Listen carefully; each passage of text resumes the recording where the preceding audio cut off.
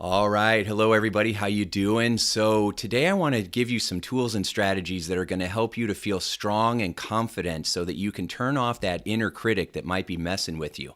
So, I'm out there, I'm on TV and I'm on the stage and I'm doing a lot of stuff out there, and people are like, "Oh, Tim, it's easy for you because you're so positive and you've probably always been a positive thinker." And I just laugh because I was the exact opposite.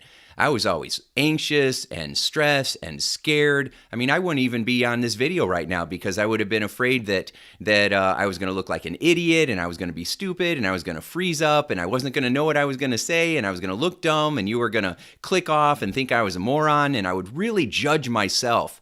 And because I was judging myself, I assumed that everybody else was going to judge me. Remember, you don't see the world as it is, you see the world as you are. So when you're in your head telling yourself that you're not good enough, then you're going to see that the world feels that way about you as well, even if it's false. If you think that you have value and that you matter and that you're awesome, you're going to just kind of assume that other people are going to think that you're awesome also. And whatever we're looking for enough, we kind of attract it to us. We'll notice it. There's lots of things to notice around you. We're going to pay attention to the things that we expect to find. And so if we're expecting to find good things, guess what our brain notices more than anything else? Those good things. So success truly is an inside job. And that's why today I want to show you how to silence your inner critic, how to shut down the fear. Now, let me tell you a quick little story. So I just finished a podcast with a friend of mine, and it was really awesome. And she asked me, was there a turning point for you where you went from so negative or critical of yourself to being more positive? There wasn't one big thing. There was a whole series of things that I've been through in my life to try to help me grow. I'll tell you real quick, one of the things that I did, now I'm old, all right? So if you're younger and you're watching this video, I used to go to the library and I would get cassette tapes and I would play them in my Walkman, and I would walk around for hours and hours just listening to these audio programs and feeding that information into my brain, into this big melon of mine. And what you put in there is what comes out, right? And so I kept feeding my mind this positive information because I didn't know a lot of positive people. You know, everybody was just trying to get through and survive just like me. And so I had to go find these experts, these people who seemed to have more wisdom or understanding. And I would go check out 10 or 20 audio programs because I was broke. I didn't have any money. And so it was amazing that I could go into a building, get all this amazing stuff from all these amazing people, and just walk out with like 10 of their programs, and it didn't cost me anything. I mean, wow, that's awesome.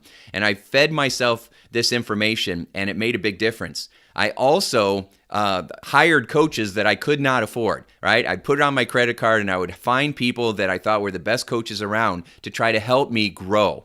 And so I've always tried to develop myself, and that's the only reason why I'm here sharing this wisdom with you today, because I had to go through it first. And so I understand the pain, the fear, the frustration, the anger, the hurt, the overwhelm, because I went through all of that myself. I went through all kinds of crazy bad stuff. I dealt with it in terrible ways, and I got through it all because I learned how to be more loving and accepting of myself and to really own my value. So for you, you can, instead of going to the library, you can go to iTunes and you can download all these podcasts, right? And you can hang out. And my friend Lisa Mitchell, she says, get around your vibe tribe, right? Your good vibe tribe. I love that. So I thought that was really fun how she said that. And so if you don't know anybody around you, then you can get the audio programs or I'll be part of your vibe tribe, right? So you're watching this video right now. So now I'm someone that's a part of your vibe tribe, right? And I want to help you create better vibes for you so that you go out there and you continue to make a difference in the world because you're awesome. I don't know if you believe that or not. It matters that you believe it because you won't get to experience what comes from believing it if you're not actively telling yourself that, hey, you know what? I am valuable. If you're listening to me right now saying, no, I'm not, what are you defending, right? Are you defending feeling like crap? Are you defending keeping yourself down? I mean, it's not going to pay off. There's no self-righteous benefit from that. All it's doing is making you feel worse. And notice, if you look around the room, you're probably by yourself right now. No one else is making you feel bad except you. I'm telling you you're awesome. What are you telling you? Okay, so pay attention to this stuff. So anyway, let's go back in time, right? 25, 26 years ago. And my first apartment was this scary, should have been condemned, this 100-year-old house that was owned by the Polish church that it was next to in Gary, Indiana. And I lived upstairs. The rent was $150 a month. And, my gas bills sometimes were more than that, and which really freaked me out every month because I didn't know how I was going to pay it. And but at least the asbestos in the room kept me warm. Anyway, so I'm sitting out on the back porch, and I'm looking out over the parking lot, and I'm sitting there thinking about bad memories because that's what always popped into my mind, the bad stuff that had happened to me, because that's what I focused on most of the time. So it was kind of a habit for that bad stuff to kind of just jump into my mind.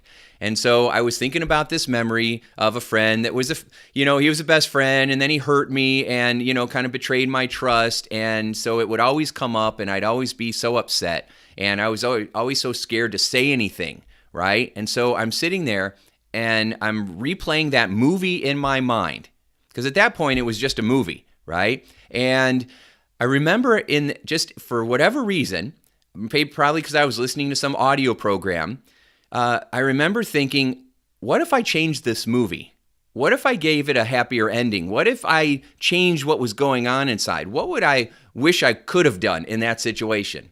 And then all of a sudden, I started imagining myself standing up for myself and saying, you know what? You really hurt my feelings, and you shouldn't have done that, and that was ridiculous. And, I thought we were friends, and that really hurt, and I'm worth more than that, and I'm better than that, and you shouldn't have done that, and, you need to apologize. And then I imagine him apologizing and saying, you know what? I'm really sorry. I should not have done that. I was a total idiot, and, that was wrong, and I'm really sorry.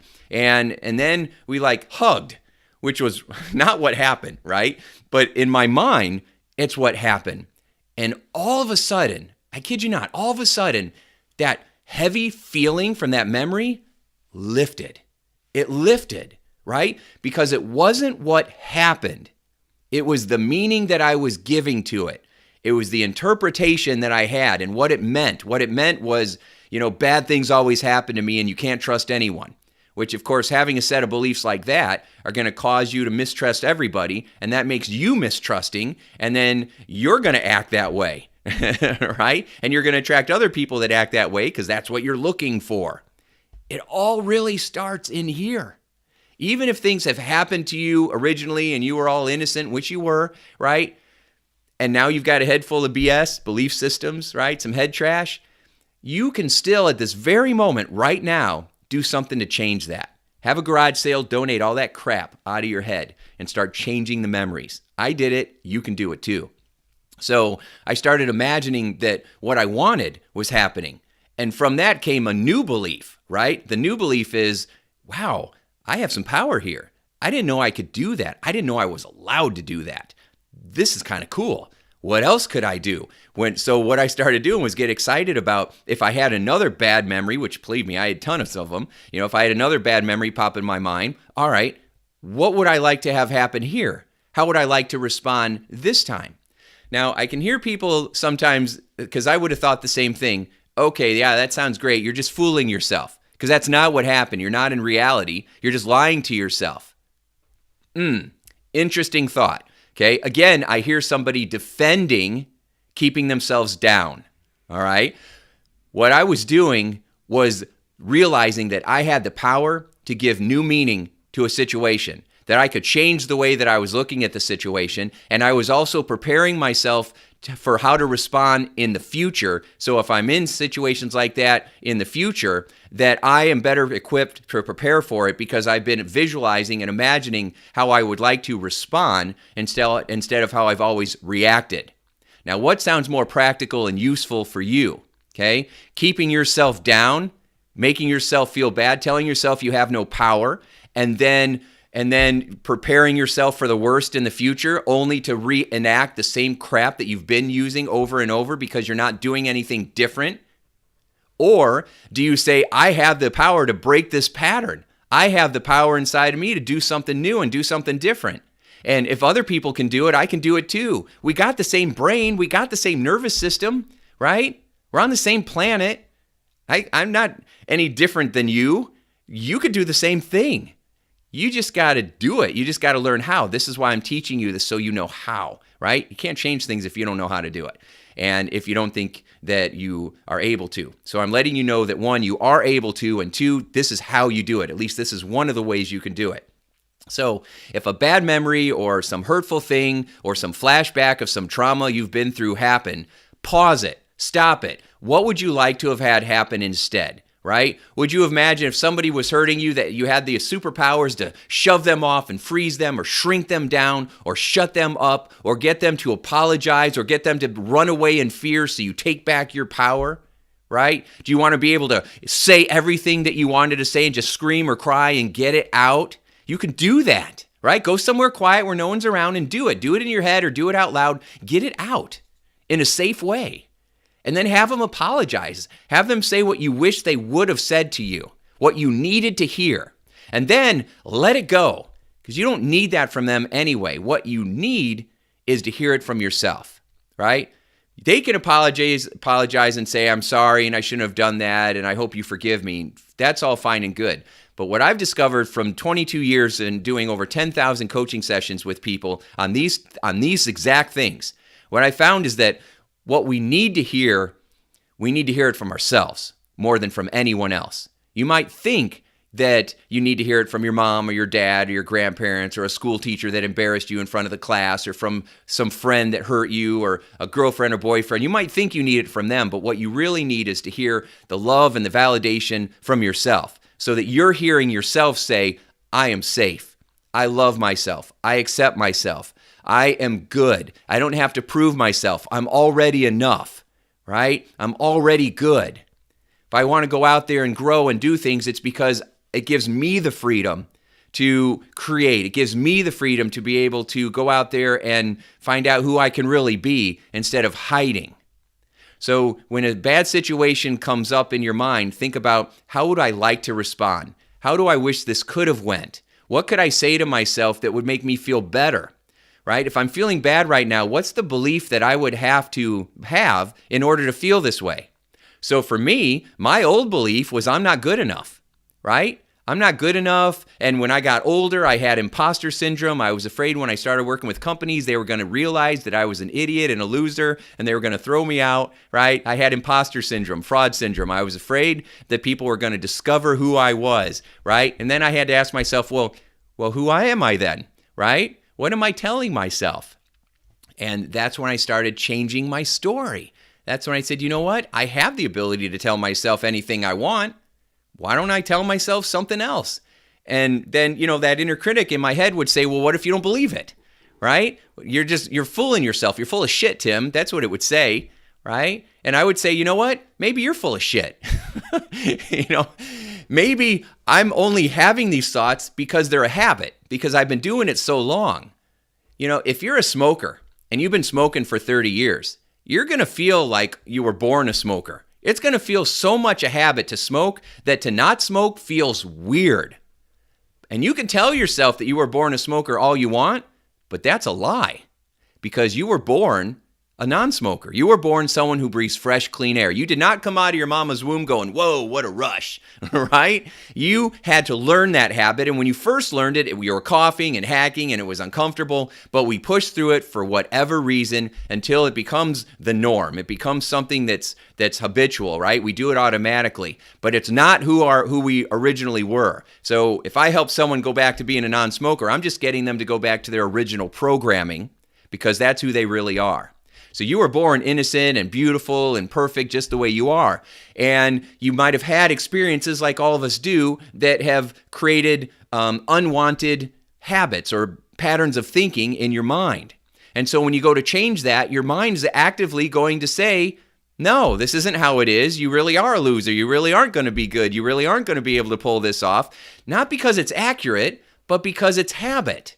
And if you can recognize that right now, okay? If you can recognize that right now, that gives you the freedom in this moment, the freedom to be able to make a different choice. And that is the start of a whole new chapter in your life, where you literally say, you know what? That makes a lot of sense. So if I say something positive or that I want to believe about myself, so, I have the power to keep telling myself that until that becomes normal. Let me do something with you. I want you to fold your arms, okay? Fold your arms like you normally do. Go on, do it. Fold your arms. Good. Now, fold them the other way, where you put the other arm on top. Now, at first, you might, what? You're like, what? Your brain gets confused, right? Because you're used to a certain way. Do it the other way, okay? Now you do it the other way. It feels really weird, doesn't it? It feels really uncomfortable because it's new and it's different. Your brain flips out on that in the beginning. It's okay. Whenever someone's going to change, there's 3 phases. First, we resist. Even if we want the change, we resist. Then we get confused. Then we have breakthrough. Okay, that's what happens. So anyway, if you hold it this way now and you walk around the rest of the day folding your arms this way, you know what's going to happen? You're going to get real comfortable with it. Your brain's going to assimilate the new information and you're going to start to feel more comfortable in this new way. And then when you go to switch back, it will feel weird. Okay? And that's what we want.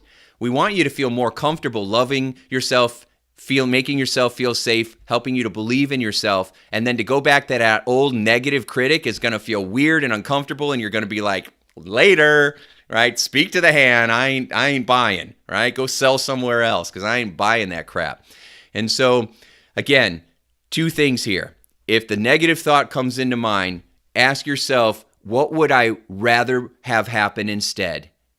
And then switch the belief. Okay, so the old belief, if the old belief was, for me, I'll just use my example. When I would imagine bad things happening, it's because there was something wrong with me. It was my fault. I'm damaged goods. There's something bad with me, right? And so, of course, then I would play that out because your mind's just going to play out. It's like your computer's going to run whatever program you play. You get to decide what program you're going to play. You are the computer programmer. So, what belief would I rather have about myself? If I could believe anything, and I can believe that I'm going to, buy a purple elephant today. It might not happen, but I can believe it, right? I can tell myself anything. And if I told myself long enough, I bet I could actually start to believe that I could buy a purple elephant. In fact, you can. I've seen people in India where they had ceremonies and they took this chalk, and they painted their elephants purple. So actually you can. All right. A lot of times our brain says you can't, stupid. It's reality. It's you're fooling yourself. Are you? Or are you just fooling yourself right now with all that BS? So what you do then is you say, what would I rather believe? What I'd rather believe is that I am good and I am loved and I am safe and that I matter and that people should treat me nice. And that means I got to treat myself nice first. I got to go first. People are going to treat me the way I treat myself. So if I treat myself like crap, guess what other people are going to do? If I treat myself with more love, then other people are going to start to do that. Is everybody going to start to do that? No, maybe not, because they have their own baggage, right? If they're treating me poorly, maybe it's not because of me. Maybe it's because of what's going on inside of them, right? It's their own baggage. It's not my stuff. So what we want to do is we want to own what we are doing and not own what other people are doing. They have to own that. And if they don't want to, who cares? That's their issue, right? So we've got to make sure that we're deciding, all right, I'm going to change the movie in my mind and give it a better outcome. And then I'm going to have a new belief. Figure out what the old belief is, even though it's painful. And then what's the new belief? Instead of I'm not good, I am good. I can't have what I want, I can have what I want. Just if you don't know what the new belief is, just do the opposite of the fearful belief. Right? Of the negative belief, of the unuseful belief. So you turn it around in your mind. You create a new movie. You spin it around in a new way. And then what'll happen is you'll start to feel a little bit better. And in the beginning, it might feel like this big heavy weight is lifting, or this piece of you that had been lost suddenly comes back, right? Or it might feel like not much has changed because it needs to happen gradually and be reinforced over time. Sometimes we think it didn't work, or it didn't matter, or we didn't do it right, or it's a bunch of garbage because we didn't feel a big shift. Well, for a lot of us, it's repeated shifting over time that helps you get your shift together more permanently. So it's like planting a seed in the ground. You put the seed in the ground, you come back the next day, you don't see anything. Does that mean the seed's bad? Does that mean it didn't work? Does that mean it's nonsense thinking I could grow something with this seed? Not at all. What it means is it takes time. You come back 2 weeks later, you don't see anything. But what you're not noticing is what's happening underneath the surface. Underneath the ground, in the ground, that seed is open and a root system is being developed. So when the seedling grows through the top, it's rooted and it doesn't just blow away. So when you start to plant these seeds in the beginning, you might not notice much happening because your root system is being developed. Once your root system starts to get developed, then, and only then, will you be able to have a new set of beliefs that can withstand the pressure when life starts blowing, right? And the only reason life starts blowing is because it's testing you. It's testing you. So the seed you plant is going to be a palm tree. Because the thing about palm trees, and they grow from a seed, when you plant a palm tree and it grows, God put palm trees in tropical places because they can handle the wind. Timely metaphor, right? The harder the wind blows, the more the palm tree bends. The more the palm tree bends, the stronger the root system becomes. That palm tree can bend almost all the way over and touch the ground and still stay strong because of the foundation. You are building a foundation. And as Benjamin Franklin once said, the harder the wind blows, the higher the kite rises. And so blow, baby, let the wind blow, because it's just going to cause you to rise higher. So use these simple strategies. If you need more, I put a whole bunch of them, an entire mind training course in my book called Get Out of Your Way. You can find it at timshurr.com. It's all about how to eliminate self-sabotage and train your brain for success. And I put all those strategies that I learned from 22 years of helping people go through the toughest stuff ever and put their life together in a way that causes them to excel.